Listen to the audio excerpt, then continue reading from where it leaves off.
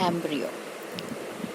तो अभी तक हमने पढ़ा था कि after fertilization in ovule towards the micropylar and zygote is formed. It is a diploid structure, ठीक है, and in the centre PEC primary endosperm cell is formed. तो जो ये प्राइमरी एंडोस्पर्म सेल है ये तो एंडोस्पर्म बनाता है जिसे हम पढ़ चुके हैं, और जो ये जाइगोट है इट विल फॉर्म एम्ब्रियो। इसको आज हम पढ़ेंगे, ठीक है। तो जो एम्ब्रियो की डेवलपमेंट है एट द माइक्रोपाइलर एंड होती है, ठीक है, ठीक।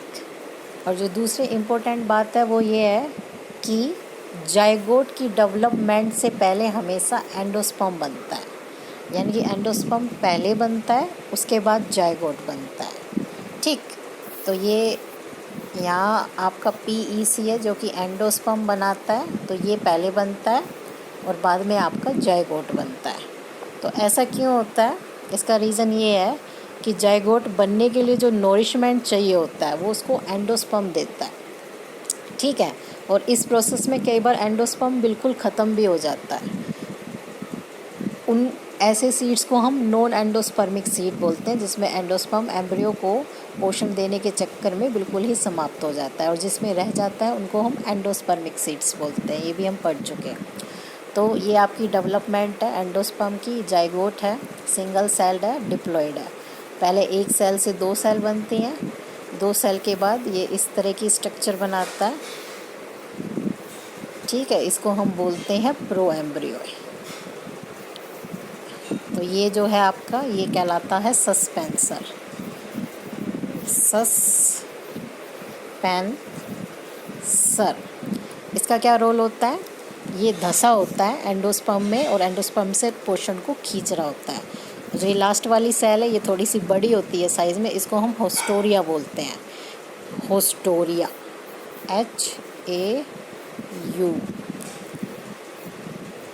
होस्टोरिया, ठीक है। और इस पूरी स्ट्रक्चर को यहाँ से लेके यहाँ तक ये आपकी कहलाती है प्रो एम्ब्रियो, ठीक। उसके बाद नेक्स्ट स्टेज आपकी ये वाली है, ये आपकी कहलाती है ग्लोबुलर स्टेज।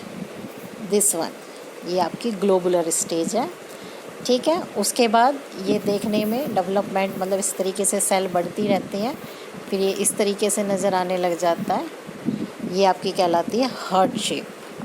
हार्ट शेप के बाद आपका नेक्स्ट स्टेज होती है आपकी टोरपीडो। टोरपीडो में ये कुछ इस तरीके का नज़र आता है, ये वाली शेप ले लेता है। तो ये स्ट्रक्चर अब आपकी क्या हो गई? टोरपीडो, ठीक है। और जैसे जैसे स्टेज बढ़ती है तो सस्पेंसर छोटा होता चला जाता है, क्योंकि उसका डेवलपमेंट पूरा होने लग रहा है, ठीक है। तो नोरिशमेंट भी अब उसको कम चाहिए, तो ये कम होता चला जाता है, ठीक। उसके बाद आपकी जो नेक्स्ट स्टेज होती है वो होती है मैच्योर एम्ब्रियो। तो एम्ब्रियो मैच्योर होने के बाद कैसा दिखता है?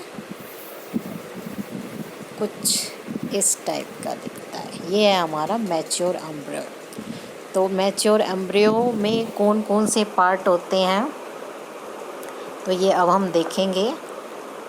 इसमें निम्नलिखित पार्ट होते हैं आपके। एम्ब्रियोनल एक्सिस, इसको पूरे को हम बोलते हैं एम्ब्रियोनल एक्सिस। यहाँ से लेकर यहाँ तक ये आपका क्या है? एम्ब्रियोनल एक्सिस है, ठीक है। कोटिलेडन, जो ये 2 पार्ट हैं, ये दोनों आपको कहलाते हैं कोटिलेडन, ठीक है। एपिकोटाइल, इसको यहाँ पे है आपका एपिकोटाइल।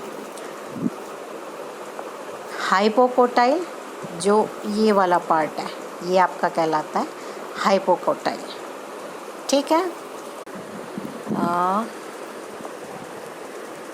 यस, प्लूम्यूल, ठीक है। तो यहाँ पे एक्चुअली थोड़ा सा उठा हुआ होता है, दैट इज़ प्लूम्यूल। प्लूम्यूल वही पार्ट है जो आगे जब हम सीड को बोते हैं तो ये प्लूम्यूल आगे जाके क्या बनाता है, आपका शूट बनाएगा, यानी कि ये ऊपर की तरफ उगता है।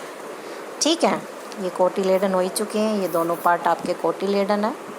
उसके बाद प्लूम्यूल के नीचे ये सारा पार्ट यहाँ तक आपका कहलाता है हाइपोकोटाइल। बिल्कुल बेस पे यहाँ पे होता है आपका रेडिकल, और रेडिकल को प्रोटेक्शन देने के लिए होती है रूट कैप, क्योंकि रेडिकल आपकी क्या बनाएगा, आगे जाके ये बनाता है रूट। ठीक, अब रूट नीचे की तरफ ज़मीन के अंदर की तरफ इसकी गति होती है, तो उसको प्रोटेक्शन की ज़रूरत होती है, क्योंकि फ्रिक्शन फोर्स लगती है बिकॉज ऑफ सोइल। तो उससे प्रोटेक्शन के देने के लिए इसके ऊपर एक एक्स्ट्रा कवरिंग होती है जिसको हम बोलते हैं रूट कैप। तो ये स्ट्रक्चर थी आपकी डाइकोटिलेडन सीड की। अब हम आते हैं मोनोकोटिलेडन सीड में।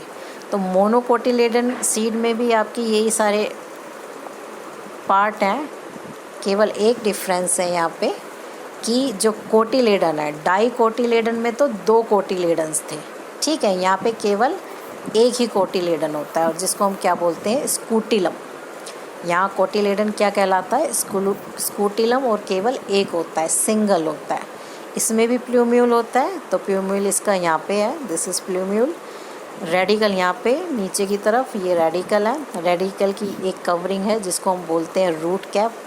ठीक है, इसमें एक एडिशनल कवरिंग और होती है जिसको हम बोलते हैं कोलियोराइजा। ठीक है, यानी कि रूट की 2 कवरिंग है, एक तो है रूट कैप, फिर दूसरी है कोलियोराइजा। और इसी तरीके से प्लूम्यूल की भी एक एक्स्ट्रा कवरिंग होती है जिसे हम बोलते हैं कोलियोप्टाइल। तो डाइकोटिलेडन सीड और मोनोकोटिलेडन सीड में जो मेन डिफरेंस है वो आपका किसका है कि डाइकोट में 2 कोटिलेडन्स होते हैं, ये 2 कोटिलेडन्स। ठीक है, और मोनोकोट में केवल 1 कोटिलेडन होता है। ठीक, अब ये आपका जो मोनोकोटिलेडन सीड दिखाया हुआ है हमने, वीट का है, तो इसमें जो ये है आपका ये आपका एम्ब्रियो है, और ये जो बाकी सारा पार्ट है ये आपका एंडोस्पर्म है, क्योंकि ये एंडोस्पर्मिक सीड है। ठीक है,